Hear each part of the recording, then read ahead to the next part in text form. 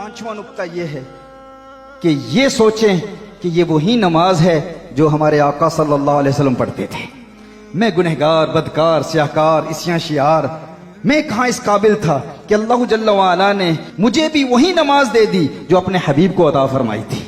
यानी जिस तरह हुजूर अकरम सल्लल्लाहु अलैहि वसल्लम रुकू करते थे, मैं भी उसी तरह रुकू कर रहा हूँ। हुजूर का कौमा याद करें, हुजूर के सजदे को याद करें, हुजूर की आखिरी बैठना याद करें और फिर चश्मे तसव्वुर से तखय्युल बांधें कि हुजूर अकरम सल्लल्लाहु अलैहि वसल्लम जब सजदे में थे, जब रुकू में होते थे तो हुजूर की जुल्फें कैसी लगती थी। हुजूर अकरम सल्लल्लाहु अलैहि वसल्लम जब सजदे में थे तो हुजूर के सजदे की कैफियत कैसी थी। हुजूर अकरम सल्लल्लाहु अलैहि वसल्लम जब किरात करते थे तो हुजूर की किरात कैसे थी। हुजूर अकरम सल्लल्लाहु अलैहि वसल्लम ने खुद इरशाद फरमाया, सल्लु कमा रअयतुमूनी उसल्ली, नमाज यूं पढ़ो गोया कि तुम मुझे नमाज पढ़ता हुआ देख रहे हो।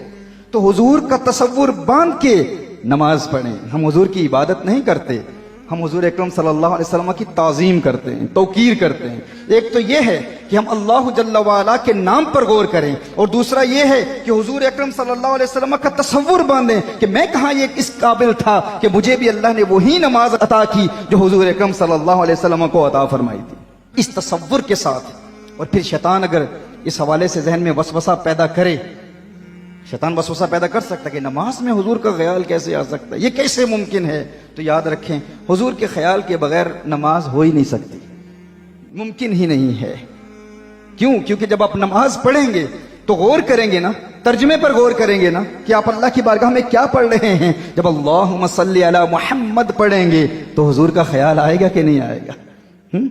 बल्कि नमाजी जब नमाज पढ़ रहा होता है तो अल्लाह जल्ल व अला ने नमाज की हैयत ही ऐसे बनाई है कि इंसान नमाज पढ़ रहा होता है और उसे हुजूर की याद आ रही होती है, और बल्कि उसे जो देख रहा होता है उसे भी हुजूर की याद आ रही होती है। कैसे? आप नमाज को देख लें और इसमें अहमद को देख लें। अहमद कैसे लिखा जाता है? अलिफ, हे, मीम, दाल। अब सुनने में क्या अर्ज कर रहा हूं? हाँ, जब नमाजी नमाज पढ़ रहा होता है, वो खड़ा होता है तो अहमद की अलिफ बना होता है।